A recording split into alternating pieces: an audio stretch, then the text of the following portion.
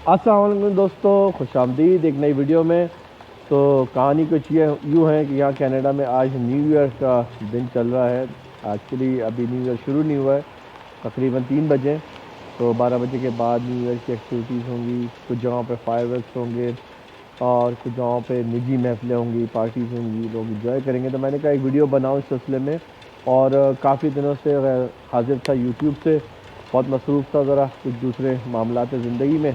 तो आज मुझे टाइम मिला तो मैंने कहा एक वीडियो बनाऊं। आज न्यू ईयर है तो अपने जितने भी सब्सक्राइबर हैं, जितने भी चाहने वाले हैं, तो उनको न्यू ईयर की विशेस।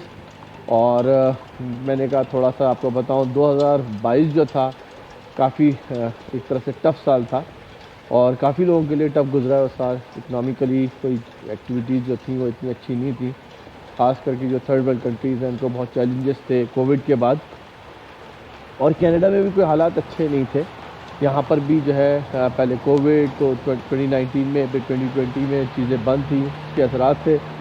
उसके बाद 2021 में चीज़ें खुलना शुरू हुई, तो इकॉनमी जो थी रिकवर कर रही थी, तो उस पर इन्फ्लेशन आ गया, महंगाई आ गई। अब वो इन्फ्लेशन इतना ऊपर चला गया, तकरीबन 12% पे चला गया कि हर चीज़ यहाँ बहुत महंगी हो गई है। यानी यहाँ भी जो सर्वाइवल है वो बहुत ज़्यादा मुश्किल हो गया है। तो यहाँ आने से पहले काफ़ी दफ़ा सोचें, ख़ास तौर पे जो स्टूडेंट्स आ रहे हैं या जो लोग इमिग्रेशन के लिए तरस रहे हैं आने के लिए, कि यहाँ अब हालात वो नहीं है जो पहले होते थे। अब से 20 साल पहले ये बड़ी अच्छी जगह थी, यहाँ रेंटल सस्ते थे, आपको रेंटल अपार्टमेंट मिल जाते थे। तो अगर किसी की $2000 भी अगर इनकम होती थी तो वो आराम से $1100-1200 2 बेड का रेंटल दे के सर्वाइव कर लेता था, अच्छी लाइफ गुजार लेता था। दो चीज़ें यहाँ बहुत ज़्यादा महंगी हैं, एक तो जो रेंटल है नए आने वालों के लिए, और गाड़ियों की इंश्योरेंस। तो ये दो आपके बहुत मेजर खर्चे होते हैं जब आप यहाँ आते हैं। तो इसको जहन में रख के यहाँ आइए। तो आते ही आपको अगर कोई बेसमेंट भी मिलती है जो कि घर के नीचे का हिस्सा होता है, अंडरग्राउंड, वो भी आपको कम से कम $2000 का मिलता है। तो अब जो नया आने वाला है, अगर फैमिली के साथ आ रहा है और उसके बच्चे भी हैं साथ में, अगर $2200 की उसको अगर कोई स्टार्टिंग जॉब मिलती भी है, तो इतना तो उसको खाली बेसमेंट के किराए में चलाएगा। फिर आपकी ग्रोसरीज़ हैं, आपकी और दूसरे ख़र्चे हैं, सेलफोन का ख़र्चा है, गाड़ी बहुत ज़रूरी है यहाँ पर। गाड़ी यहाँ लग्जरी नहीं है, गाड़ी यहाँ की नेसेसिटी है, क्योंकि यहाँ ट्रांसपोर्ट सिस्टम ऐसा नहीं है कि आपको हर गली में बसेस आ रही हों या चीज़ें आ रही हों। और अगर आप टैक्सी या कोई और सवारी लेते हैं तो वो बहुत ज़्यादा महंगी पड़ती है। तो गाड़ी बहुत ज़्यादा यहाँ ज़रूरी है। और ये बात जॉब्स के लिए रिक्वायरमेंट होती है कि आपके पास गाड़ी है तो आप वहाँ पहुँच सकते हैं। तो ये सब चीज़ें अपने जहन में रख के यहाँ आइए कनाडा में, और बहुत सोच समझ के आए। क्योंकि जो लोग पुराने रह रहे हैं वो तब सेट हो गए, कोई ना कोई उन्होंने अपने अपने करियर या अपने अपने जो भी उनकी जो फील्ड्स थी या लाइन्स थी वो उसमें मैच्योर हो गए। लेकिन अगर कोई नया आ रहा है और अकेला अगर आदमी आ रहा है तो वो तो सर्वाइव कर जाएगा, वो तो कहीं शेयरिंग पे भी रह सकता है किसी के साथ, जैसे स्टूडेंट्स रहते हैं या शेयर्ड अकोमोडेशन होती हैं तो वहाँ बहुत से लोग रहते हैं। लेकिन अगर आप फैमिली के साथ आ रहे हैं तो बहुत ही सोच समझ के आइए कनाडा में। अब ये वो लैंड ऑफ अपॉर्चुनिटी नहीं रहा जो अब से 20 साल पहले था, क्योंकि यहाँ पर बहुत महंगाई हो गई है, चीज़ें डिफ़िकल्ट हो गई हैं। तो बहरहाल न्यू ईयर में सबको विशेष करता हूँ मैं, और उम्मीद करता हूँ कि 2023 जो है वो सबके लिए खुशियाँ लेके आए, आसानियाँ लेके आए। तो सबको 2023 की शुभकामनाएँ और बेस्ट विशेस मेरी तरफ से। एक बात जो है उसकी थोड़ी सी मैं और वजाहत कर दूँ कि देखिए, निज़ाम ज़िंदगी जो है अल्लाह ताला की ज़ात चलाने वाली है। सेहत हो गई, रोज़गार हो गया, इस सब का जो मालिक है, इस सब का जो इसको चलाने की जो ज़िम्मेदारी कह लीजिए, या इसको जो कंट्रोल करने वाली अगर कोई ज़ात है तो अल्लाह की ज़ात है। लेकिन जिस दुनिया में हम रहते हैं उस दुनिया में जो है उसको चलाने वाले जो हैं, जो दुनियावी मामलात हैं, जो इकॉनमीज़ हैं दुनिया की और चीज़ें हैं, वो जो है 2-3 जो है बेसिकली क़ुव्वतें हैं। उनमें एक तो वेस्टर्न जितनी भी आपकी कह लीजिए कंट्रीज़ हैं, और वेस्टर्न यूनियन वगैरह की कंट्रीज़ हैं, या नॉर्थ अमेरिका में यूएस है, कनाडा है, ख़ास तौर पे यूएस, सारी चीज़ें यूएस की इकॉनमी के गिर्द घूमती हैं। यूएस जो है दुनिया के मामलात को यहाँ पर कंट्रोल करता है कि किस तरह से क्या साल कैसा गुजरेगा। इन्फ्लेशन हो गया, इकॉनमी हो गई, यूएस डॉलर से हर चीज़ जो है ना आगे पीछे चलती है। जो पाकिस्तान के इस वक्त हालात ख़राब हो रहे हैं इसी वजह से हैं कि उनके पास यूएस डॉलर्स नहीं है पाकिस्तान में। कुछ लोग तो ले गए वहाँ से शायद ब्रीफ केस भर भर के पहले मांगते हैं, उसके बाद ब्रीफकेस भर भर के बाहर ले जाते हैं। तो ज़ाहिर इस तरह तो मामला नहीं चलते ना। तो अब वहाँ पर US डॉलर की शदीद किल्लत है, जिसकी वजह से ना आप इंपोर्ट बिल पे कर सकते हैं, ना आप जो है एक्सपोर्ट हमारी कोई ख़ास वहाँ पर है नहीं। तो बस यही दुआ करते हैं भाई कि जो लोग पाकिस्तान में रह रहे हैं, हमारे जो पाकिस्तानी, अल्लाह ने उनके हालात पर रहम करे और अक़ल दे वहाँ के हुक्मरानों को, वहाँ के सिस्टम को चलाने वालों को, कि भाई ये ना हो कि बहुत देर हो जाए। अभी भी वक्त है, आप मामलात को संभाल सकते हैं, मामलात को कंट्रोल कर सकते हैं। अपनी पॉलिसीज़ को आप एग्रेसिवली चेंज करें और रिलाई ना करें इतना ज़्यादा US का, जिससे कहना चाहिए रिज़र्व के ऊपर, कि आपको हर वक्त जो है ना मांगना पड़े IMF से या दूसरे मुल्कों से। तो ये बड़ी इंपॉर्टेंट चीज़ है। तो कहने का मकसद ये है कि US जो है उसकी जो इकॉनमी है उसके इर्द गिर्द चीज़ें घूमती हैं। अब US में अगर इन्फ्लेशन या महंगाई है तो वहाँ इंटरेस्ट रेट ऊपर जाएंगे तो सारी दुनिया भर में इंटरेस्ट रेट बढ़ेंगे। US का एक इदारा है फेडरल रिज़र्व।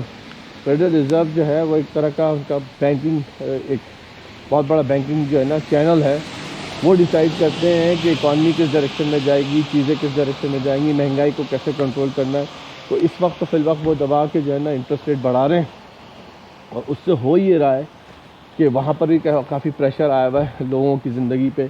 एक तो महंगाई, मतलब इन्फ्लेशन में महंगाई है, ऊपर से वो रेट्स बढ़ा रहे हैं। तो इससे क्या होता है, घरों की जो हाउसिंग मार्केट है वो इफ़ेक्ट होती है, रेंटल बढ़ जाते हैं। यही कनाडा में हो रहा है इस वक्त। इन्होंने रेट जो है ना 2022 में इंटरेस्ट रेट बहुत ज़्यादा बढ़ा दिए, जिससे क्या हो रहा है, जब आप जाते हैं बैंक में लोन लेने घर के लिए, मॉर्गेजेस के लिए, तो वो लोन जो है वो बहुत ज़्यादा महंगे हो गए, बहुत एक्सपेंसिव हो गया है। तो अब छोटा सा भी आप घर लेंगे तो आपको वो जो लोन का जो इंटरेस्ट होगा वो इतना ज़्यादा पड़ेगा कि वो आपकी अफोर्डेबिलिटी से बाहर हो जाएगा। यानी अगर आपको एक 4-5-6 लाख का घर लेना है और उसके ऊपर अगर आपको 4 लाख, 4.5 लाख, 5 लाख का लोन है, तो आप समझ लो उसकी जो मॉर्गेज है, मंथली पेमेंट, इसमें इंटरेस्ट और आपका प्रिंसिपल, वो आपको तकरीबन $3,000 से प्लस जो है उसकी कॉस्ट आएगी और 4,000 के करीब भी आ सकती है, सब्जेक्ट टू आपका जो घर का क्या साइज़ है, कितनी बड़ी आप मॉर्गेज दे रहे हैं। तो अब आप अगर बहुत अच्छी आपकी तनख्वाह है, अगर आप यहाँ पर 100,000 कमाते हैं, तो तब आपकी टेक होम जो है वो होती है तकरीबन $5,600-5,700। उसमें से समझना आप $4,000 आपके चले गए घर की मॉर्गेज में। तो अब आपको पे करनी है, गाड़ी की इंश्योरेंस पे करनी है, ग्रोसरीज भी करनी है, तो बहुत टफ हो जाता है। और ये $100,000 जो है ना, वो हर आदमी का यहाँ पर वो नहीं होता कि हर एक को मिल रही है ऐसी जॉब। ये गिने चुने लोगों को मिलती हैं, बहुत ही लिमिटेड जो है यहाँ पर जो आबादी है वो उस रेंज में होती है। वरना लोगों की जो इनकम इतना ज़्यादा नहीं होती, 2 लोगों को काम करना पड़ता है, हस्बैंड एंड वाइफ को। तो ये फैक्टर भी जहन में रखें।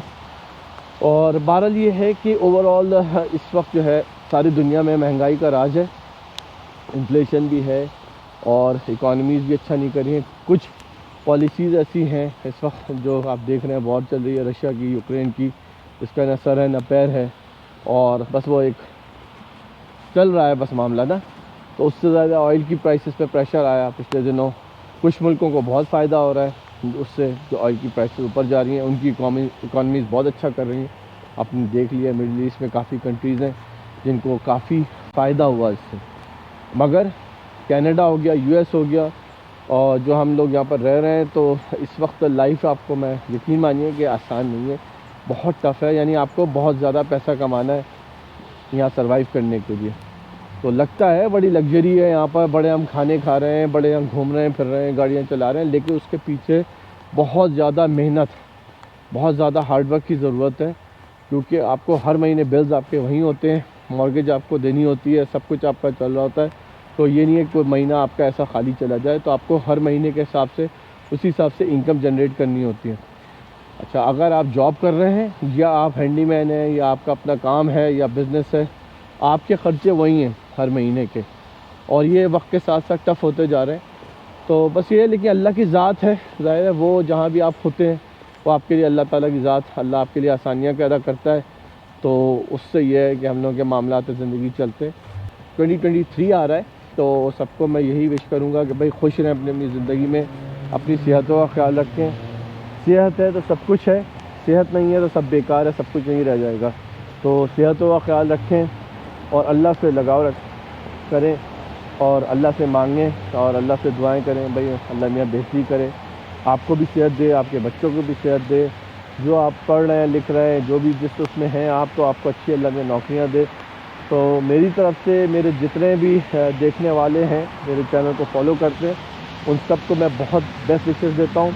अल्लाह ताला आपको 2023 में सेहत के साथ रखे, आपके कारोबारी ज़िंदगी, आपके मामलात ज़िंदगी, अगर आप जॉब करते हैं, बिज़नेस करते हैं, अल्लाह ने सब में तरक्की दे और आपके लिए आसानियाँ पैदा करें।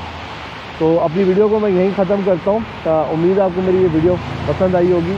तो सबको न्यू ईयर मुबारक हो 2023। तो मिलते हैं एक नई वीडियो में। अल्लाह हाफ़िज़।